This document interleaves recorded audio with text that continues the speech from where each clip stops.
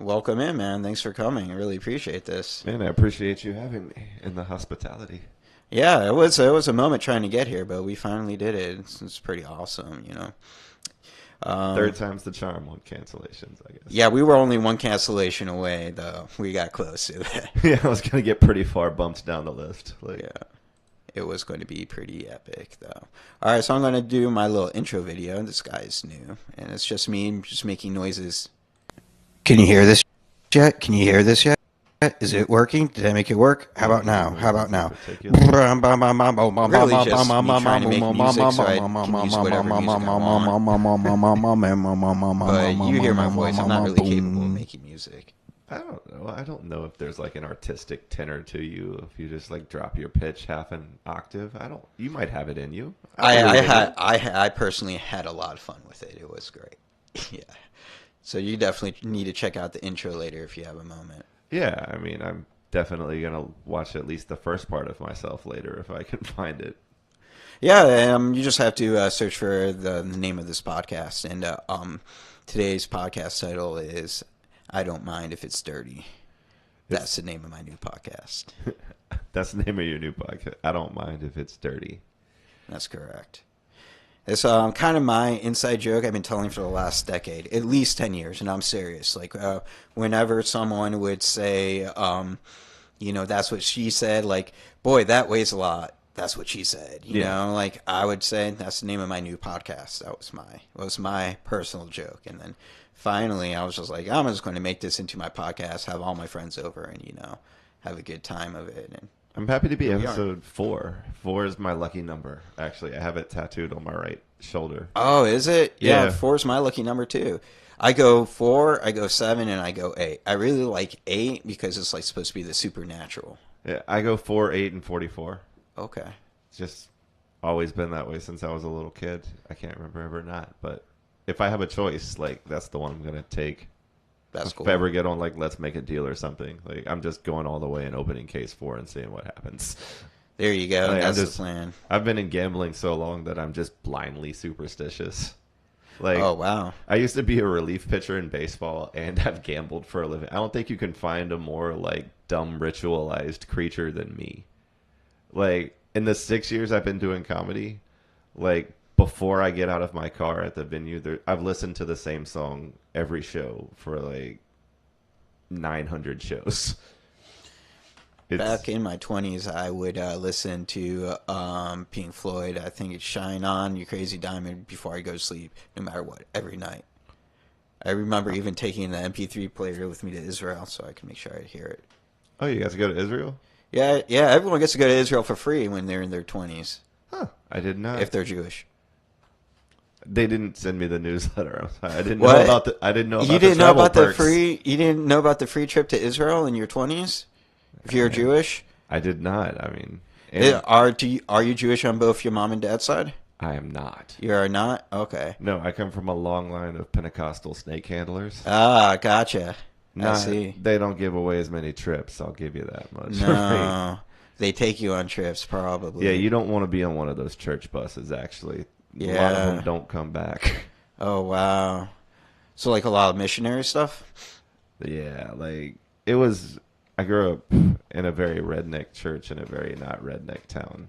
But Okay. my family wasn't in the church very long before there was a scandal and we got kicked out of the church. Y'all got kicked out of the redneck church. Yeah. You know, my sister was a teenager, a promiscuous one. There was Okay, a so she pregnancy was- thing. It was a big thing. So she was a person. Yeah. She was a person in the early 90s, which you couldn't be in that house of the Lord. So my parents just stopped making me go, and I never picked up a new one. Wow. And it's like, now it's like I'm 40, church is early, and I don't want to. Like, the last time I went to church, it was to try to impress a girl enough to sleep with her. And that was like 8 years ago. And let's see. Last time I was in a church, I think I was like 26, 28. I used to do the summer camp. I was a camp counselor for the church on Westlow and Edlow and Westheimer. Yeah. So what do you do in a church summer camp? Art stuff, like I was the art counselor, so Oh, like you I'd come make up. keychains and Yeah, stuff. yeah, I came up with the projects. I made keychains. I even had like a Twitter. It was called Twitter then. I had a Twitter where the parents could go on and be like, "Here's this week's project. This is what we're doing for this age group. This is what we're doing for that age group. You can download some more tutorials for the weekend. Things like that." No, no one cared, even back, even back then. I guess if you made the kids like make big wooden crosses as like a woodshop project, that's probably not great. No, we didn't do things like that. It was a Methodist church. Uh, And they didn't win. They definitely wouldn't hire a Jewish person if it was super into cross making. I'm sure that they had some projects like that. Like if a kid wanted to do their project was a cross, and you're at a church. You want to make a picture of a cross. Like, what colors will complement your picture? Do you think you would like? Like, do you want some purple? You want some blue? Like, make sure you've I mean, got I know where complementary tones. yeah, like, sure, like, have at it. That was the job. It's just like lots of drawing, lots of arts and crafts, lots of It How was the much? same church that did the pumpkin patch. They do that every year. How much does being a church camp counselor pay? At the time, I think I was getting paid 12 an hour. Oh, nice. 12 an hour all summer is not bad back then. Like This was like 2008 to 12-ish time, so maybe a little later. Um, first job. it was one of them. I think like I did a lot of restaurant stuff before that, and then that was like my college job. And then it was like, all right, college is over. Like, I can keep on working this until I find a full-time job, and you know. Yeah. Man, it's weird trying to think that far back. Like, what was your first car? Um, my first car was my brother's Hyundai. It was a Hyundai Accent. He went off to the army because he thought that would be an escape from my parents, and he left me a car, and so I drove around his Hyundai Accent for a while. It was some fun. Yeah. My grandfather gave me his '88 Oldsmobile Cutlass Sierra, just like no paint, Bondo gray. Oh, that's cool. Oh, it was solid, man. I drove a Cutlass for a Sierra for a little bit. Those were the cars, man, back then. I Those, liked it, man. It was comfortable. It just like it kept burning out alternators. So like every 150 miles, I would literally have to stop on the side of the road and replace an alternator. alternators would burn out. That's so bizarre. The wiring or something was bad, and it would like surge my own car, and then I'd just randomly be fried on the side of the highway. I used to carry 2 or 3 alternators in the passenger floorboard. Get the fuck. I could hot swap an alternator on an '88 Cutlass Sierra in about 15 minutes. That's crazy. Yeah, just belts and alternators. That's all I remember about that car. Also, none of the locks worked, and the ignition didn't work really well. So once it started, the key would just fall out. Bro.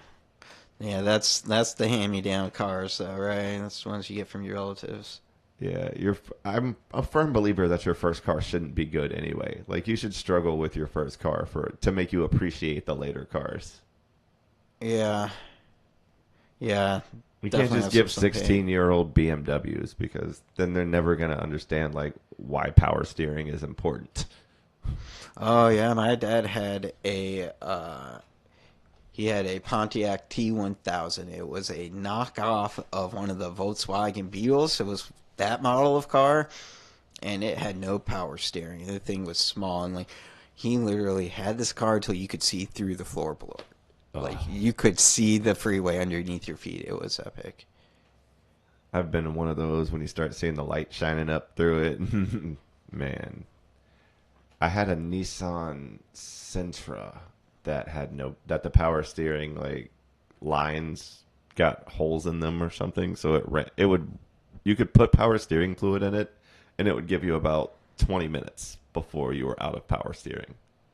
And parking that thing was the biggest fight, man. My forearms got so big from driving that car, just wrestling that steering wheel. Like, You get the big arms from those, yeah, those man. Like you forget, like Grandpa was rolling around with that car well in his 80s, just turning it like it was not a thing.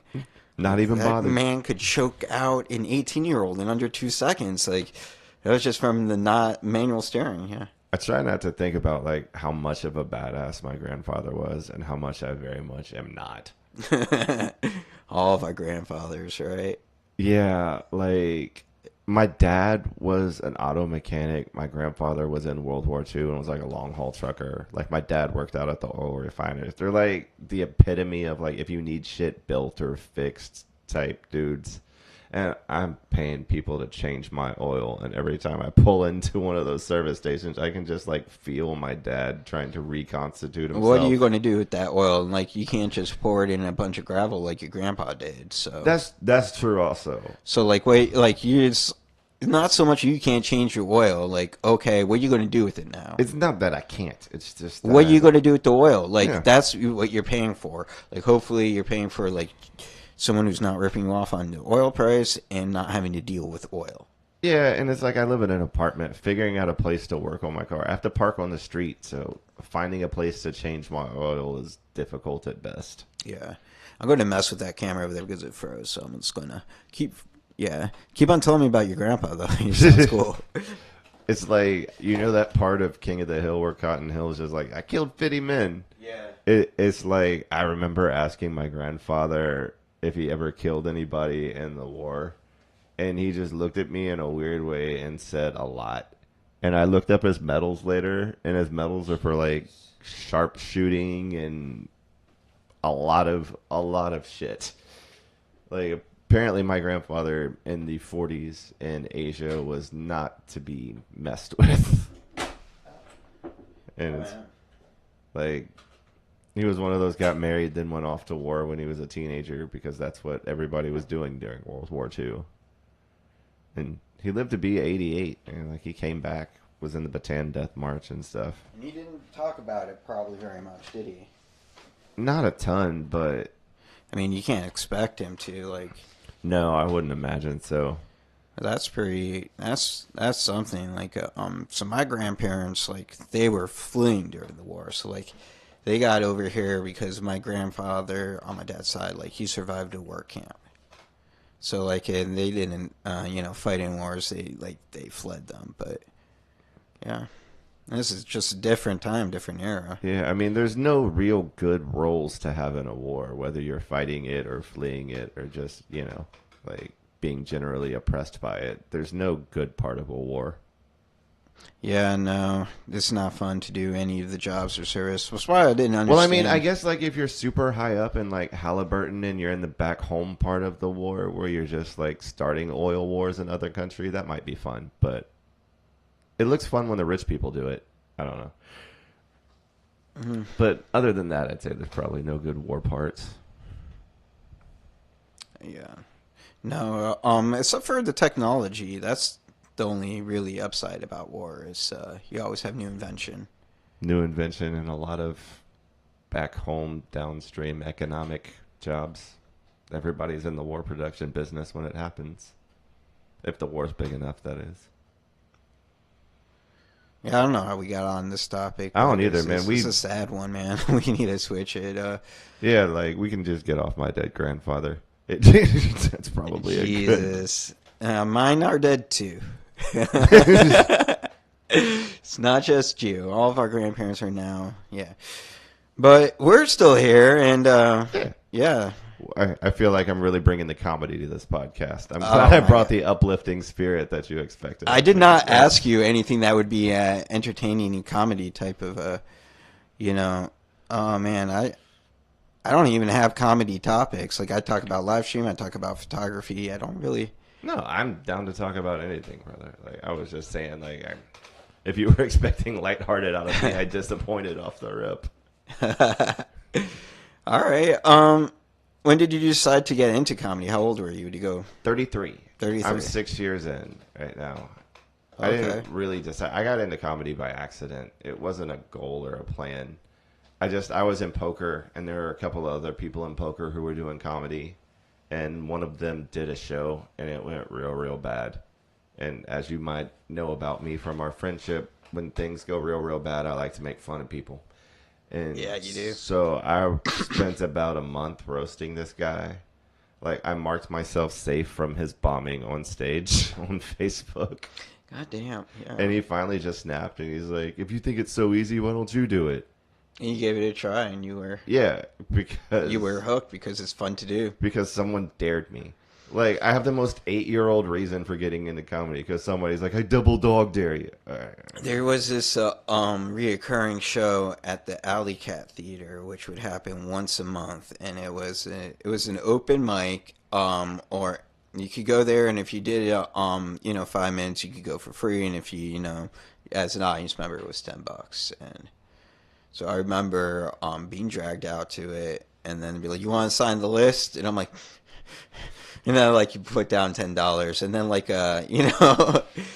The and then I saw, of all people, Drew, hallway. yeah, Drew Hallway, and he crushed it. And like, I had no idea that like it could be so much fun to be at an open mic, to be the only audience member in front of just like straight up lunatics. There was like, for whatever reason, the Alley Cat had like 5 or 6 microphone stands with microphones in front of them, but only the one was live. And then Drew got up there and he looked at all those microphones and he was like, "I want to suck all these like they were cocks." And I don't remember anything being that funny that happened in my life up until that moment. When Drew was gonna move to San Marcos, they did a show at Secret Group, like his goodbye wake, and so they got one of those folding exactly like this grade Yeah. of folding table, and they had him laid out on it while people were giving fake eulogies. But about like halfway through the show, the table broke from Drew being on it in the middle, and it just crumpled him up into a ball. So he stayed rolled up in the ball for the next 30 minutes. He didn't even pick himself up off a broken table. He was so committed to playing dead, bro. Like, I have a selfie I took with him just crumpled up on the ground in the table. He just like Drew always commits. he commits, yeah. Like, He's a real one. do you Yeah, remember? Drew's a real one. He was like the first comic I remember thinking, "Oh my god, people have talent in Houston." Do you remember physically how it felt the first time you were on stage? Like, how nervous were you during? Oh man, I was so nervous. I got through my set. I said it, and it was a bunch of just nonsense. I don't think there were any real jokes. The first time I did it, I had to sit down on the stool because my left leg was shaking so hard that I couldn't literally stand up while I was talking. I was like staring at the floor with my legs like violently shaking Really? on the improv stage. Yeah, I look at the video sometimes. And Oh, your it's- first was an open mic on the Improv? Yeah. Oh wow, that's an actual crowd. That's why. Yeah, and what's worse is I didn't know any better. So I just signed up at the first empty space I Perfect. saw on the list, and I didn't realize who was right in front of me. So my first time on stage was at Improv directly after Andy Huggins. Oh, perfect. Someone who actually knows what they're doing. You ever buried yourself on your first attempt just by where you signed the list? That's fine. I'm confident. I was always confident in my one-liners. I loved Andy's style because he would actually tell jokes. Like I knew that I would have the part of my set that would work and where it would fail. Like because I never had 10 minutes. I had like good, 3 to 5. For sure. Yeah. Like it's just chunks of seconds, really. Like I like Andy. Me and Andy have always kind of gotten along because I think we both love writing jokes almost more than the performing of them, if that makes sense. Andy is a consummate, always writing, always with his pen. It's He couldn't even be bothered to take pictures. Andy was like, let me, are you done yet? yeah, Oh, you need me over here?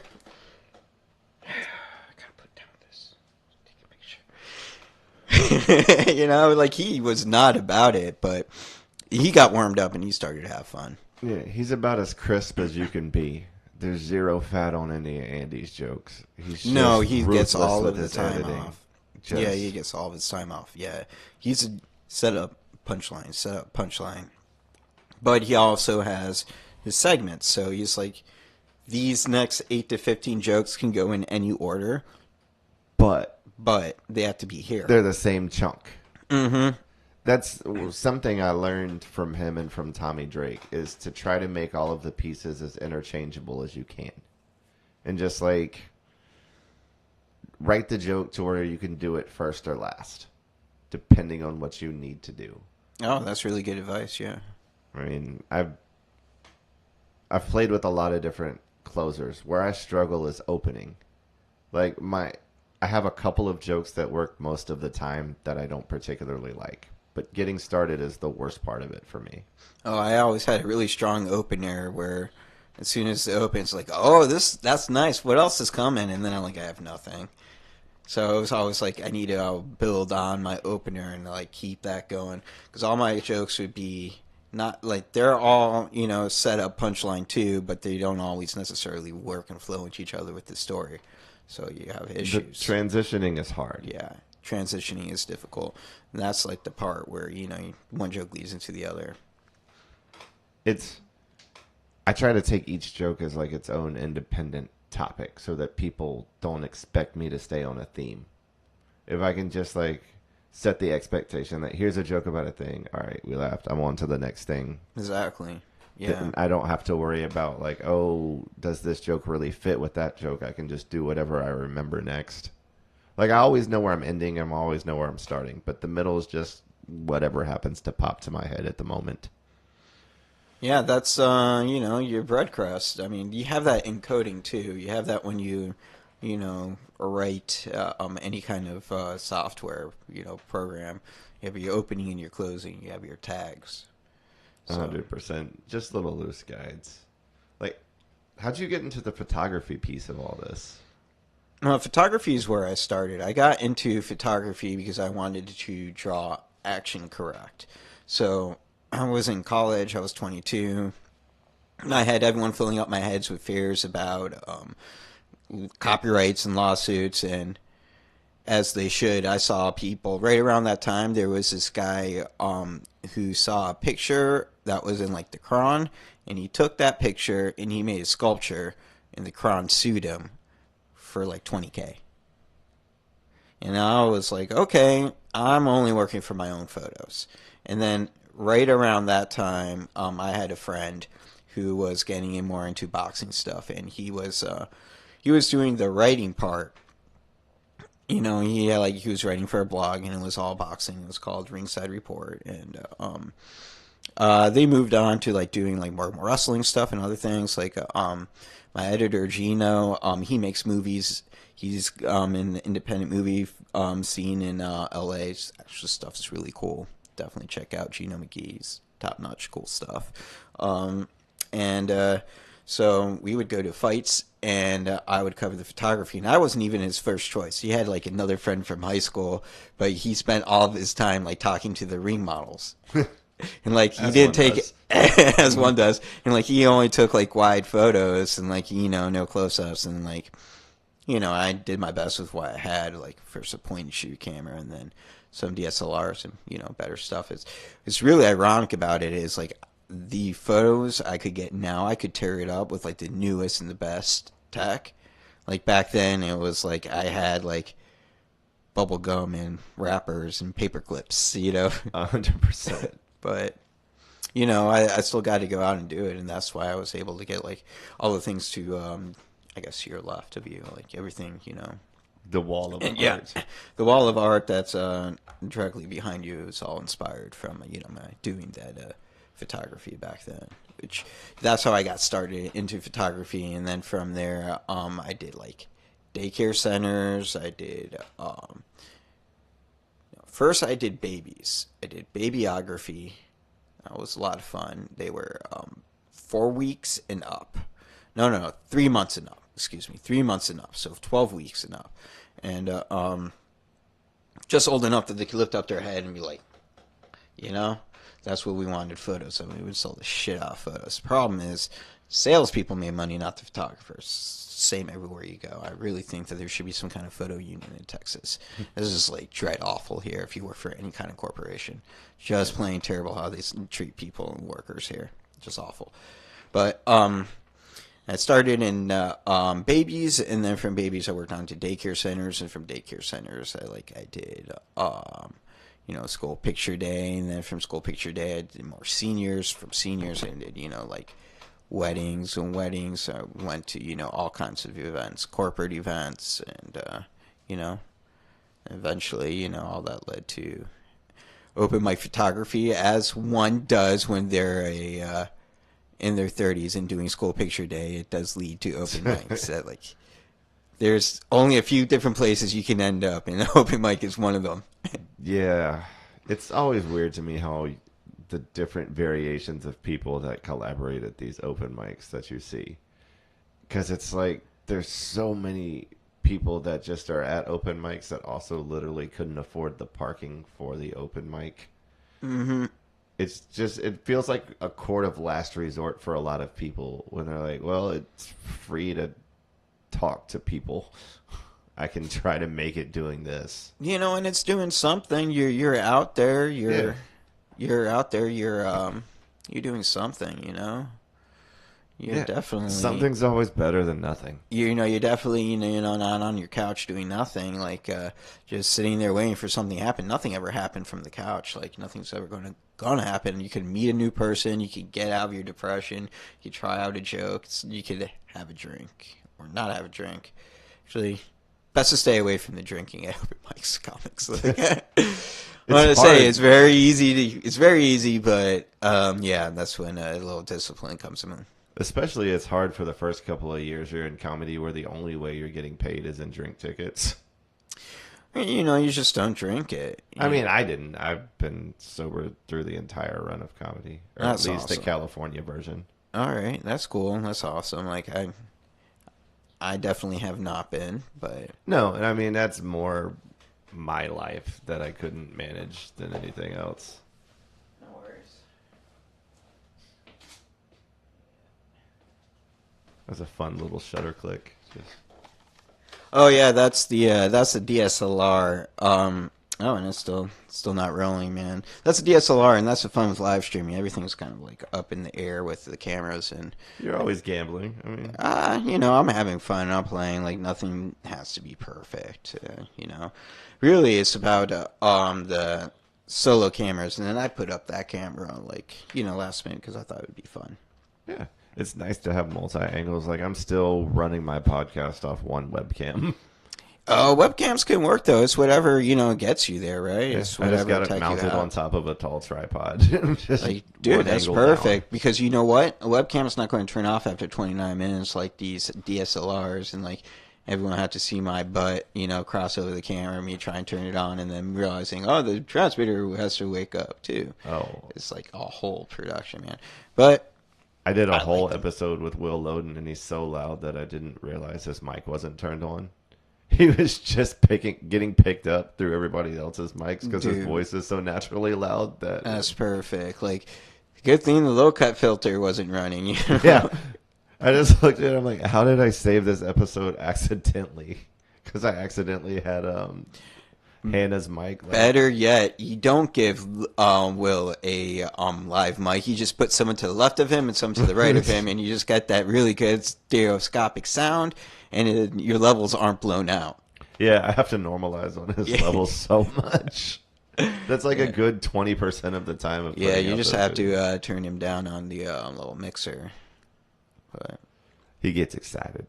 that's perfect. I'm making fun of him because I know he's not going to watch this shit. No one's going to watch this. That's the brilliance. This is like the most perfect practice. This is just a giant commercial for me to be able to show like my live streaming capability. Like, It is like, good equipment, man. It's a good setup. it really As is. someone who has shitty versions of these arms that I had to eventually, Dude, like, you don't want to know how cheap these arms were. Do you want to know how cheap these arms were? 100? 1/5 of that. Oh, yeah. I'd buy a set of these. Yeah, I Like paid the $20 clamps, an arm. The clamps are good on them. Yeah, I paid $20 an arm. You got to go to Adorama and go to the product you like and see if they have a used version. That's fair. Like, it's a good So setup. I got so when I saw these guys, they were like on sale, and then there was also used. So they were on sale for like 35. I saw them used for $20. I'm like, what's the difference? Yeah. So I got two of the used ones. Well, $40 for what they were going to give me for one of them. Yeah, Yeah. yeah, I got two. And you just got to like really look at what you're getting. Do you really, really need the best of the best? Like, I didn't skimp out on the microphones. Like, Same. I put a the lot into the microphone- recorder and the microphones just because. The microphone on you is a Shure vocal mic that's meant for Like an speaking. SM58. Uh, yeah, that's exactly the model. Actually, the OG. Yeah. That's the one you We get. made the same choice. That's the only reason. I'm like, this feels real familiar to And me. this is and this one over here. This is the NTG2. I really like this mic. So you plan on like renting out the space for people to broadcast from? Or? I mean, if people were interested, sure. I mean, this is kind of like my living space, though, my home. Like, I don't mind doing that, you know. I'm just But saying if you're making commercials for your capabilities. but if people would like to, rent out the studio space, it's a 3 camera mic, two people, great sound. I could do 4 people. I was Not gonna with say, dynamic mics, definitely with lavs. Um, Maybe with dynamic mics if people were willing to handhold some. yeah. I mean, it wouldn't take much, but Because I definitely have access to at least 3 more NTG2s and like 2 Sennheiser MK600 MKE600s. The Sennheiser's a really nice mic. I haven't messed with them at this stage. It's just so audio gear became my hobby. Like my profession is photography, right? Like actual wedding photography, beautiful, shots, glamour, things like that. But my hobby has always been audio gear. I liked it. Like I liked the switcher, the little switcher that I have on the table is a special. It came on special. Like I think it was like $20 to $40. It's got up to 4 things you can program noises in, but I don't, like, because I don't know. I don't own a trumpet. What am I supposed to program into that guy? But I could. I could, record myself farting or something, right? You could. Yeah. It's nice to have options. We had Yeah, one. nice to have pre-recorded farts. Absolutely. And, any other, drop sounds you would like to do. The camera setup reminds me a lot. Like my dad was a big photographer. Like he would go twice a year to Colorado, and his big thing was like nature photographing and animals. Like Ansel Adams type of stuff. Yeah, he was big on wildlife photography. Oh, so wildlife wouldn't be Ansel Adams, but nature photography, that's cool. Both actually for him. Like he loved the mountains and photographing Okay. that stuff, but he also like I remember one time we were up there like in the middle of summer just driving up this mountain and he just pulls the car off to the side of the road and there's like this field and you just see him flip his hat backwards with this camera and he's just like walking closer and closer and closer to this bear. This just like 6 foot bear. He got to within like 40 feet of it. And he's just like clicking and flashing away. And me and my mom were sitting in the car the whole time like, that bear's going to kill him. Why? He just loved like just being out there. It was his like, it was just his thing, you know? Okay, that's cool. He just loved all the animals and being in nature and that he could just like I just couldn't document it. understand why you kept on walking towards the bear. He just That part confuses me. wanted the shot, man. Okay, so if you wanted the shot, then I'm with him. If you wanted to get that shot, I'm like, okay. He wanted it bad. Like he had a 10 millimeter wide lens. He was like, I need this bear really. Yeah, we had to figure it out. Yeah. Oh, man. That's cool. So when's your next show, man? Next big show. I'm doing the Riot's 5th anniversary or what 3rd anniversary, whatever anniversary of the Riot is on August 31st. They're doing a version of You Look Like, so we're running the roast battles there. Oh, cool. Me versus Matt BC. That's gonna be fun. Also, You Look Like at Houston Improv September 10th, and probably some local stuff in between. But I have a really bad habit of not memorizing my calendar. Oh, so you don't. I know just all get your booked dates. for stuff, and in the morning when I wake up that day, it just pops a little alert to the front of my phone like you have to be at the secret group at 8 o'clock tonight. I'm like, Well, oh, that's well. perfect. And you already have it done. You have it taken care of. Then, yeah. Yeah. And I'm not that organized. I used to have like a little poster thing, a dry erase. I had right up at the exit, and I'd have the shoots on it and when the shoots were. But now I have that full-time job, and I know exactly where I'm at every day. It's got its advantages and its disadvantages. At least it's easy. I get that completely. Like I've been at the same poker room for 5 years because it's easy. It's routine. It's like You get paid a salary there? I'm hourly with some tips as well. Okay, do people normally tip? Yeah. Like on an average day, I'll make an extra $100 in tips. An extra $100, you man, that's not bad at all. I mean, I make around when you put everything, my tips from the players, my tips from the employees, and my hourly together, I usually click somewhere between 100 to 120 an hour. That's perfect. And how many hours do you think you work there? I usually only work 3 days a week. I usually only work 24. Sometimes I'll get up to 30. That's perfect for a comic because Yeah. you I have can a make lot the of money. time. I can travel. I can take any days off I want because there's so much money in this job that someone always wants to cover. Right, exactly. Like I'm not missing out on like another day of $200 tips. Like Yeah, it's not an imposition if you ask somebody like, "Hey, will you work my shift for me?" They're like, "Cool, an extra $600." Yeah, yeah. that's, but How that's. did you get set up with a job like that? I've been in the industry 20 years. Like I Okay. started dealing poker in 2003 when I was in college. Just Oh for a wow, sec. yeah, this And, was a lifelong journey. yeah, I was a dealer for many, many years until like 2018. I got my first manager's job at one of the rooms. I got promoted to a manager, and Nice. then that club closed, and I went to this one here. And so it's the second place I've ever Okay. been a floor manager. I never did much gambling. I never really believed in it because I'm terrible. I'm horrific at math, but I know enough about math to know that there's no way I can get ahead on this. Well, So I never really spent any real time. the thing about poker is you have all the information. So you can theoretically always make mathematically correct decisions. And if you do that on a long enough curve, you win. So poker is one of the few games that is Skill based. skill based and beatable. Yeah. Because you're fading variance over long haul. That's why there's so many professional poker players. Right. Like If you don't you- necessarily have to win at blackjack, but there is a skill element at poker that can If you know invoke the enough to win at blackjack to make it winnable, then you're not allowed to play it anymore.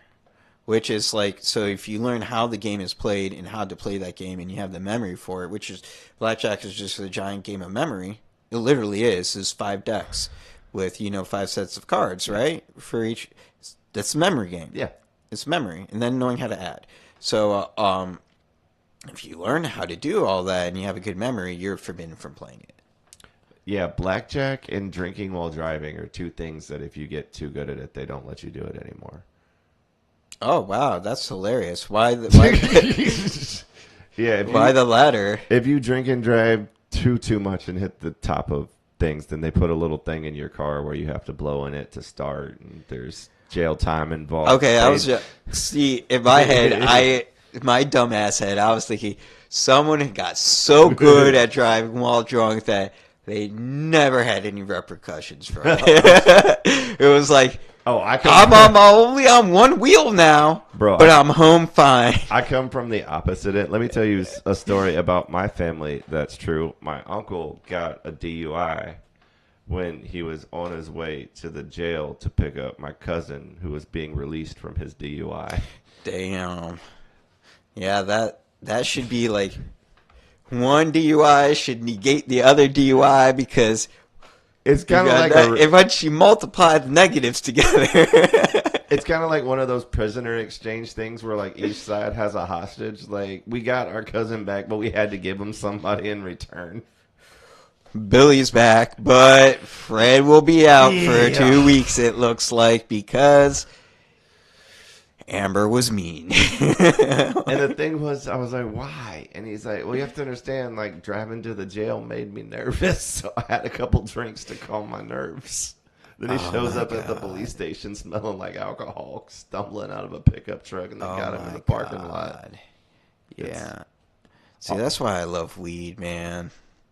Like, especially a vape. Like, if you showed up to the pick up your cousin and you were rolling blunts the whole way there, and a lot of my customers would. Oh, I have so many customers who just come smelling like blunts, man. Yeah. If, like, you pick up your cousin smelling like blunts, it might be an issue, but the cops might not care enough. They'll be like, all right, whatever, just go. Like, I love that the gambling industry has never once cared if I smelled like weed. no, probably Because, like, not. once your business is breaking one law off the rip, they don't really care about the other ones. Yeah, well, I'm going to spend money on making sure you pass a piss test. You can't get Oh, are you serious? Like, I'm going to worry about that when It'd be like drug testing waiters. Why? Do you not want a workforce? Like, do you not understand? do you want employees? Service industry jobs expect that the people, if you go to a restaurant, expect that the people who brought you your food are high. I never understood why Sears and Walmart were like, we're going to drug test these $12 motherfucking stealing my gum, motherfucker. I think you should be required to smoke weed if you have to work at Walmart. Yeah, it's like, here you go. Here's your marijuana patch. It lasts 8 hours exactly. Take it off for lunch. Don't you think there would be a lot less fights at Waffle House if it was just mandatory that everybody that worked at a Waffle House had to take an edible before they shift? I mean, they do anyways. I mean, most of them. I mean, I hope so. Like, please That's don't the problem go is to that there, some you know? people at Waffle House are just drunk. That's the problem. All the time, man. I remember eating at a Waffle House after doing my break at a photo shoot and was close by, and like I threw up like 45 minutes later. Like, I had like pancakes and eggs. I don't know what it was. Can you get pancakes at Waffle House? Oh, not pancakes, waffles. And I was eggs. gonna say, like, I'm impressed if you managed to get pancakes at a Waffle House. It was waffles and eggs. But I don't know, Freudian slip. Like, it's maybe why I puked it up, because I prefer the superior pancake. It is hard to get good pancakes at a restaurant. Yeah. I'm trying to decide how far I'm gonna let you go with that superior pancake comment. Because first off, nobody's ever ordered pancakes and chicken. It's chicken and waffles, because waffle is a superior breakfast food. Waffles can do breakfast or brunch, Steve. Pancakes can't do brunch. I eat pancakes for dinner. I've posted about it. I've live streamed myself making pancakes. Breakfast for dinner on both sides. I'm just saying, nobody has ever there's not a brunch restaurant that serves pancakes. They're too heavy. Waffles are light and fluffy and delicious, with holes to hold the syrup. Why do you like your syrup pooled on a plate? Just off to the side, not sweetening your food. I like my pancakes. I like my waffles too. I got a bronze waffle maker with the auto flipping bronze waffle maker. It's amazing. Like, you get that nice. I used to get the protein mix, protein mix pancakes, waffles. This pancake blasphemy. I feel like this is, at this point, is a direct attack on your character, sir. I know. It's like, I just want to flip this table and storm out angrily. Just create pancake gate on the internet. Like, if you did, then I would actually get some viewers. And I'd actually get a bill for like $12K worth of equipment. Like, let's see, 600. And it's getting more reasonable by the moment. Well, wait, how many? I mean, yeah, some of it's been used. You gotta understand. You gotta take some of the value down, but. The worst part is, at this age in my life, my hip's so bad. If I wanted to flip the table, I'd have to like work myself to stand up first. And I gave you that, like, the lowest chair in the house, which happens to be the nicest chair I have. But like, it's got the back support pillow, which is solid. Right? I had to set up pillows because I know how low it is. I'm carrying it from over here. Yeah. Well, I have a lot of tall and short guests. Like, my friend Jeremy, he's about the same height as you. So you might want to get a different chair if you bring Clinton Shorter on here. Yeah. I don't even know if he gets mad if you try to give him a booster seat. Just a heads up. Okay, so I just lower the camera and let him be at the chair he's at. You know, just get a higher up one. I don't care. Yeah, you probably have to pillow the seat. Or not. You know. Yeah. I don't know.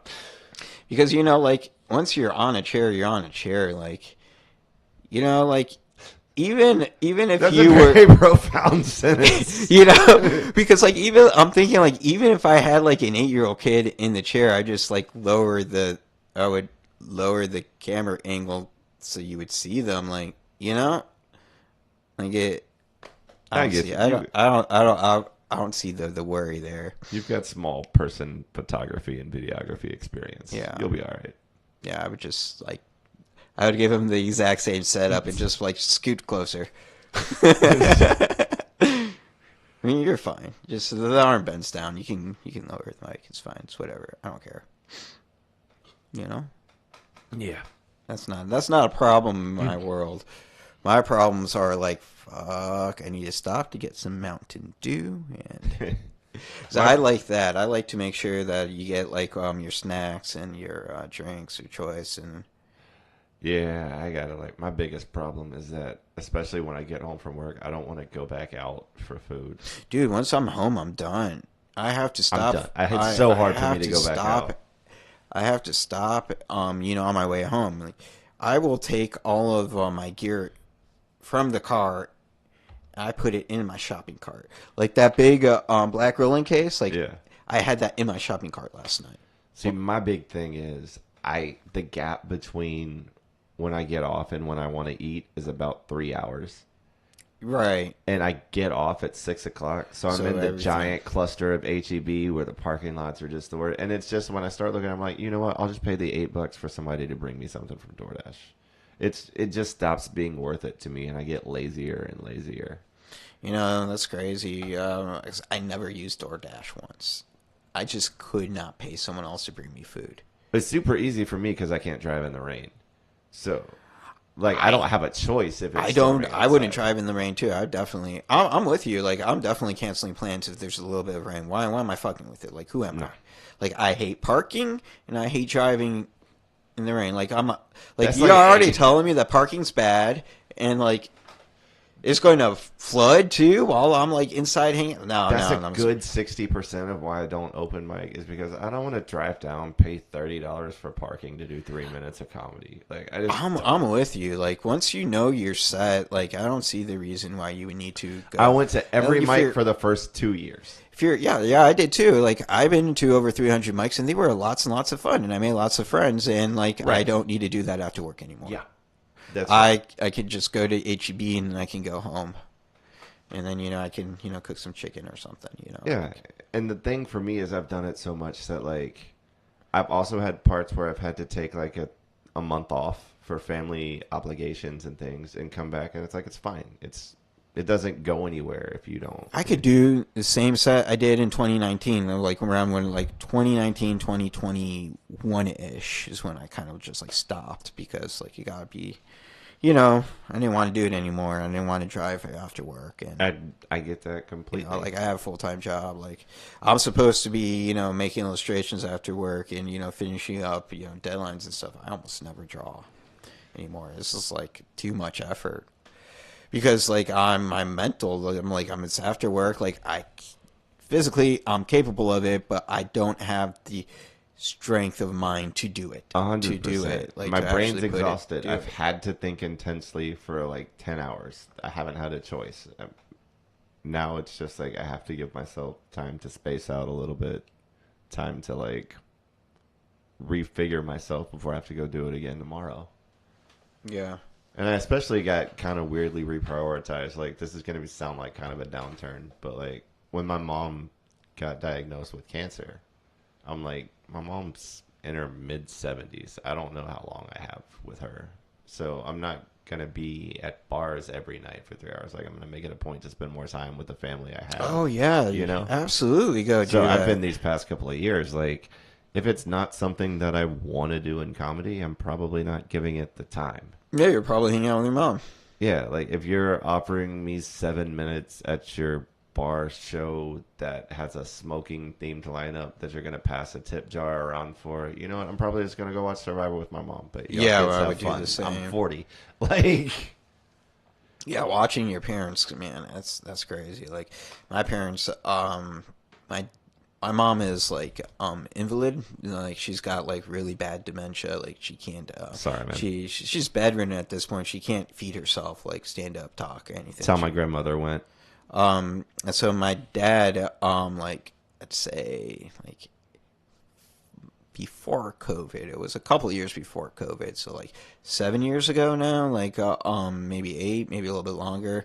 He moved with my mom like from here to Connecticut, and I'm like, well, fuck.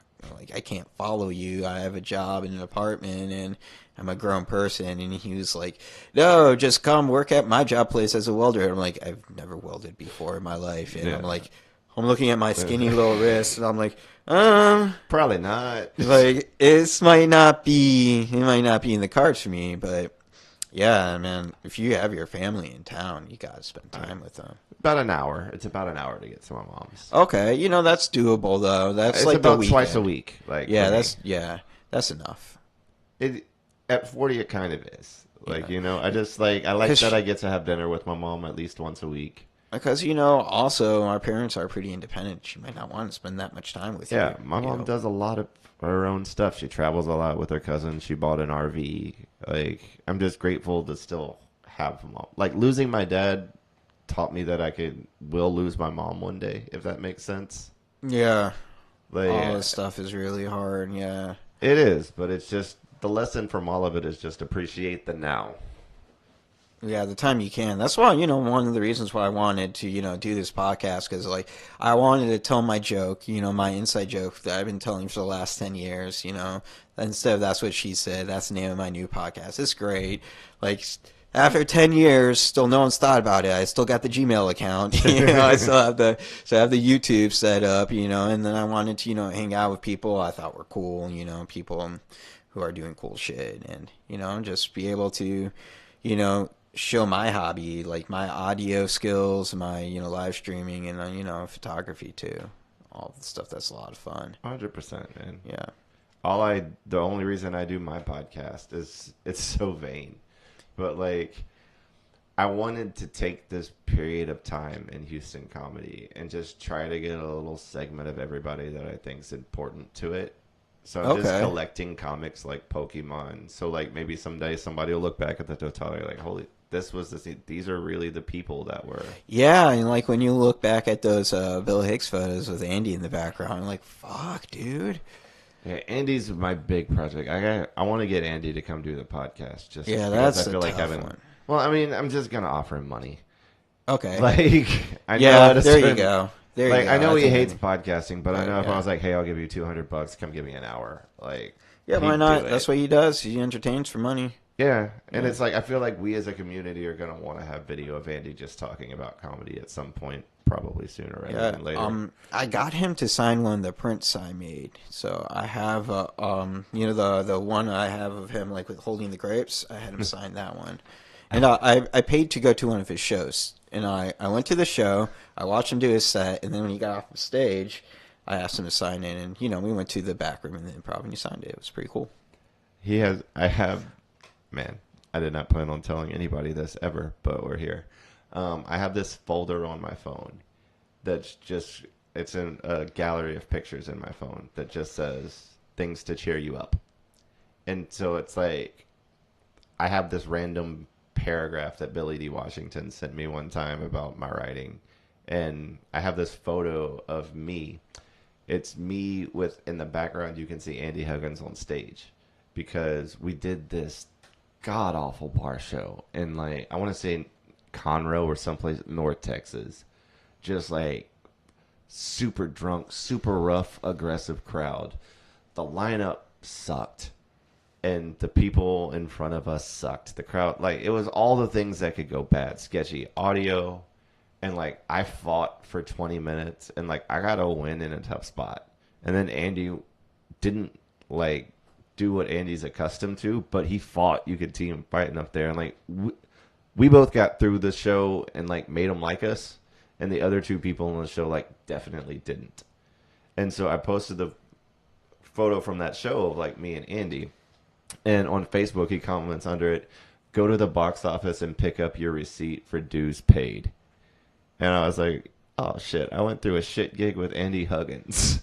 Like, I have a war story that involves Andy Huggins and Oh yeah, people man. throwing chicken tenders at me. Like, it felt like a real comic moment to me, you know?" My first real comic moment was when I was driving to an open mic to the Seeker group, and my car failed on an exit.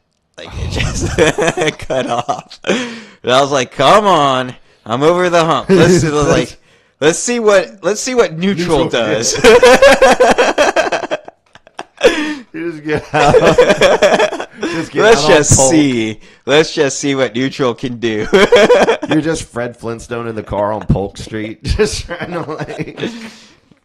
So it was that 45 exit that you go to. I think you take not I think I can't remember the name of the exit, but it's one of the small exits where you have the chance of going right into town, and which is like Yeah. towards Kirby, Yeah, and yeah, then yeah. I you know go what you left mean. into downtown. And it just broke on that big exit, and it's just like I was able to, slowly, because it continuously just goes down. Like I'm lucky. It's pretty much just like flat, but it has like a small grade. So I was lucky I was just able to, get like Yeah. get off, It's the worst. dude. Yeah. I had an engine explode on I-10 once. Yeah, how does an engine explode, man? Like it threw a piston through it, and that's made a spark, which hit like a gas line or something, and cargo boom. Dude, one time I was chased by a tire on the I-10. I've done that. A tire. Like I had to speed up because there was a tire going across 3 lanes, traveling diagonally faster than my car was going at Yeah. 70. Sometimes you see one try to get its freedom. It's cool. It's cool. Like they don't get it very often. Like Dude, like I couldn't imagine if I let that tire Oh my- bump into my car oh my at god. that speed. I'll t- I gunned it, man, and this was in like the car I had was an i4, so like it barely just pulled out of the way of it. I had this Nissan something. It might have been the Altima. I don't forget, but I had a moonroof. Okay. And so I have that down, and I'm driving on 45 North out down by Galveston, like out by the outlet malls. Mm-hmm. And there's this big black SUV in front of me, and I'm like 3 blunts into this drive. It's a long drive, and I've been doing it a while, and I'm high as a fucking kite. And this black SUV in front of me blows its rear tire, and it instantly just turns sideways, and then it hits the ground and starts flipping like in front of me, and it's like 2 car lengths in front of me, like in this weird little like roll, and it just hits the ground, and I see this SUV flying over my car while I'm driving under it in the air, like I'm driving under its roll like a fucking action movie. And I'm Crazy. got blunt in hand looking up in my moonroof, and I can see the guy driving the SUV like twirling behind me, and it You like passed the blunt to him. so I see it slam into the road behind me, and like a car hit it, and I'm be like, that's fucked. And I just kept driving because like I can't stop. You can't stop. You have to keep on going. You shouldn't even slow down. No, I can't. You got to keep on going, man. There's I can't. only one Like, choice ahead of you. There's like 15 people who saw it. You don't need me as a witness. And besides, I No, smell you're not like a weed. I'm witness. not reliable. Yeah. Like, You're not a witness. You're just a guy that was driving through it as it happened. yeah. The people behind you have to be the witnesses. Yeah, they saw it. I lived it. Like, Yeah, exactly. Unless you want to know what that guy's face looked like when he was flying above, I can't really help Dude, you. Did he look terrified? He looked surprised. surprised. I will never. He was just like puzzled, almost like he didn't understand why he was You in know- midair twirling. When you hear about people who have their head severed, like guillotine style, you hear accounts of them looking surprised. Like you're loaded in. Yeah, like I don't know what you thought the other outcome. I was. think it's because everyone doesn't think they're going to die, so they're surprised. He was surprised that he's about to die. Probably is what he was thinking. He was surprised. Sure. That's the hardest part is Oh that my tiny gosh. little belief we all have that we're immortal. We are until we die. Then we're not anymore. I mean, mine starts with I grew up in a place with a lot of chemical plants. I assume like the air quality did something weird to my genes and I probably can't die. Oh, that's fun. Yeah. So you're like one of those mega mutants on, Yeah. on Fallout. Superpowers is what I'm hoping for. It's Superpower. So I think my superpower is I can get away with stuff. Like show up late to work, I can get away with it. That's my superpower. You didn't call your girlfriend on her birthday. Superpower. You can get away with it. Like that's my power. But yeah. I tend to be able to look at people and know the thing that you can say that'll hurt them enough to make them stop talking to you. Oh, that's my other superpower. I can almost always find the most insecure thing about a person and just drill it if I want to be left alone. Oh, yeah. You know what? I know how to push those buttons, too. And, yeah. And I know what I would say about myself, too. I know exactly what I would say. I told a woman she had weird feet once when I had never even seen her feet, and she started crying. Oh, that's a weird one to get, to be Yeah, I honest. had no idea why I said it either. It was just like some sort of like internal hunch, and she just broke down. I was Oh, like, wow. how is weird feet like the thing that breaks you?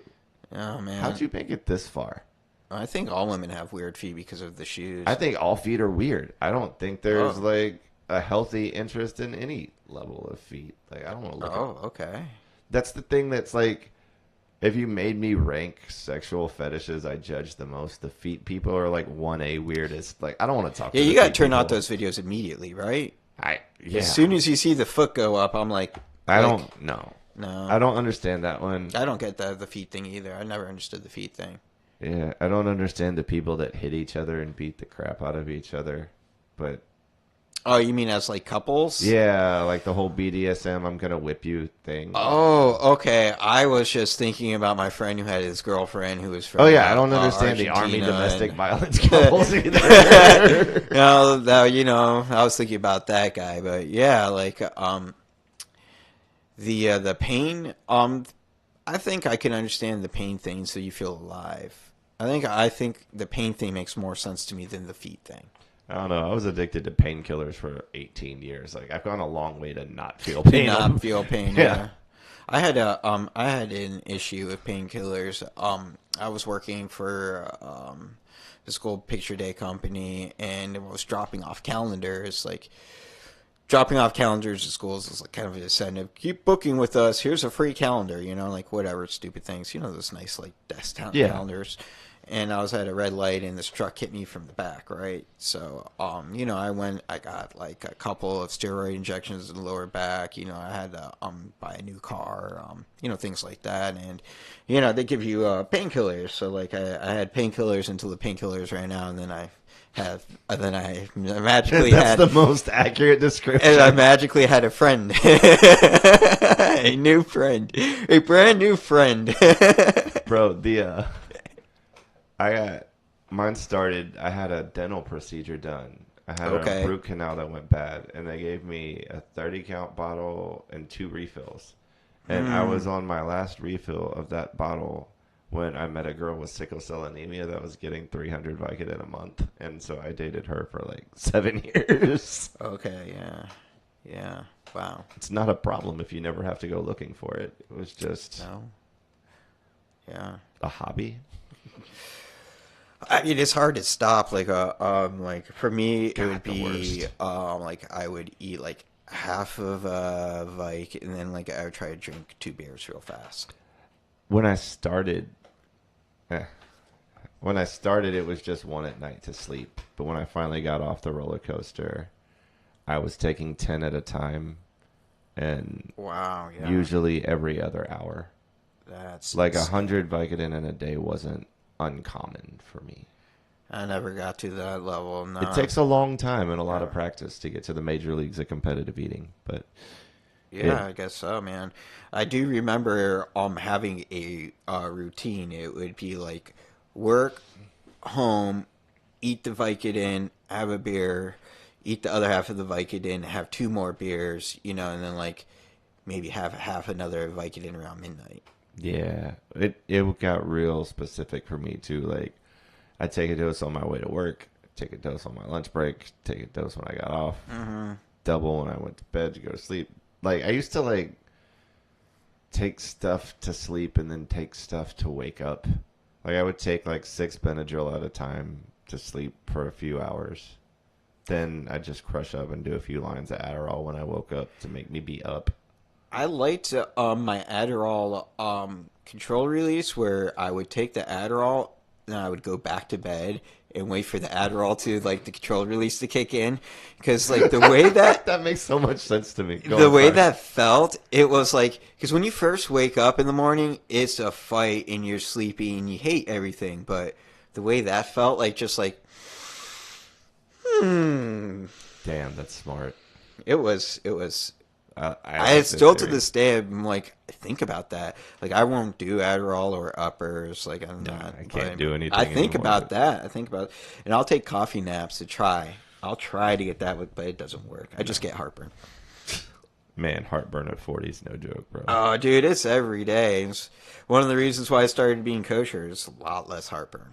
A lot less heartburn. I don't know if it's like preservatives they put in the meat or I'm just not eating a lot of cheese and meat together, so that's like right then and there. Definitely am not having any butter. Like butter and meat just don't go because butter's milk. Hmm. No milk, no dairy in meat, so I've just gotten used to the fact that I'm gonna have heartburn every night. Like I'm super ritualized in how I do things, and so you have after the a Tums or do you do I something do the else? Tums. Okay. And after a show, like my routine after I perform is just drive through Whataburger and get the same thing because they're almost always the only thing that's open. Yeah, yeah. So I've eaten. What's your go-to at whatever? I like the sweet and spicy bacon burger. Okay. So I get that and, house fries and a couple apple pies. Oh, nice. And so I'm doing all that around 1 o'clock in the morning, which is the worst time you can do these things to your system. I would like the number two with jalapeno. So it's like two.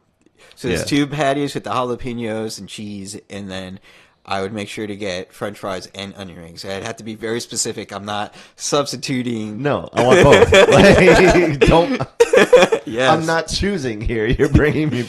And a milkshake, and I'm like, I'm still skinny. You don't have to like. I'm not anymore. I'm like, I'm skinny, but with like a stomach. Like the arms are exactly the same. It's just like here Yeah, now. that's where like I am this. too. Like in the middle and Oh, around yeah, the yeah. weight, I don't drink beer, and it's like, why, man? If I'm not drinking beer, do I have to have that? But I just don't move enough. Like I have a sit down job, and True. I drive a lot. I also do. That's why I try taking the steps. Like I take the steps to work. I park on the third floor of the garage. The elevator's busted, so I have to take the steps.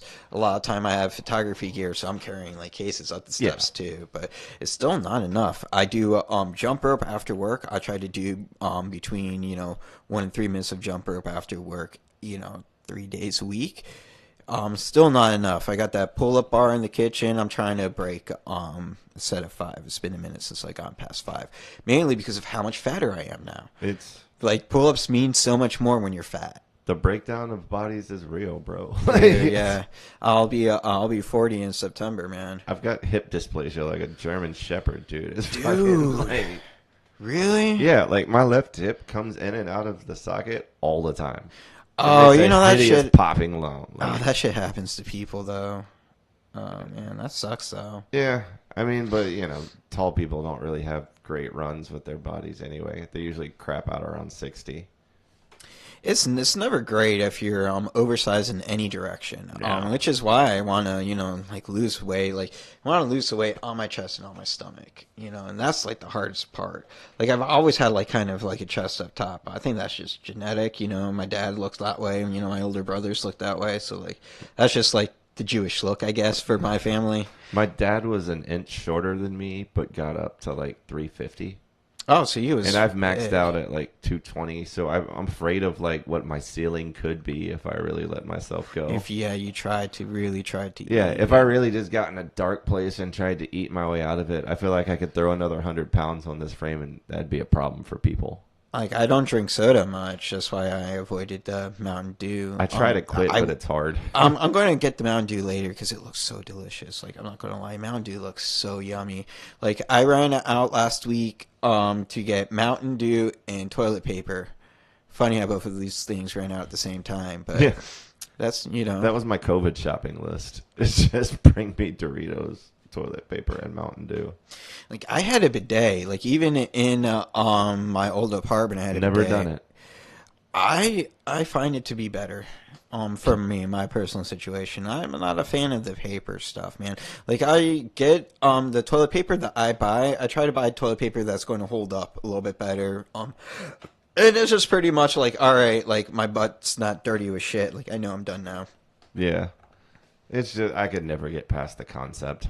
Same issue with sushi. Just like, conceptually, my brain doesn't want to. Sushi is really good, but I've had all kinds of weird fish. Like, you ever eat pickled herring? No. Oh God, you would look at pickled herring and be like, "What did these guys do? Why is this That's the existing?" thing. Like, Yeah. my whole life, I've always just been like, I just don't want to eat Not weird the things. that are- adventure eater. No, never. I'm No. not wired that way. Like, I look at food as like, I need to do this to survive. I've never been enamored with food like people get, you know? I love dairy and I love chocolate. Chocolate's a real issue for me. I could spend days just on Dessert's an chocolate issue in binge. general for me. Yeah, sugar, right? It's the sugar. Big fan. Yeah, big fan of sugar too. Yeah, I got a bunch of cakes and brownies in the cupboard because it's so much cheaper. Like I could spend $1.29 on a brownie mix. Put in one egg. Hmm. And then it's just like I'll use avocado oil now instead of like vegetable oil. So avocado oil is a little expensive, so it's like $3 for a Yeah. whole cake, and there's a lot of cake there. There is like I just had a birthday and ate an entire cake. Like Bruh. I'm right there with you, man. But I gotta get out pretty soon. Yeah, no problem, man. I really appreciate you coming by. It's been a I lot of appreciate fun. you having me. It's been a fun run through. Yeah, I'm going to go ahead and throw that out to Black, man. Appreciate you coming in, man.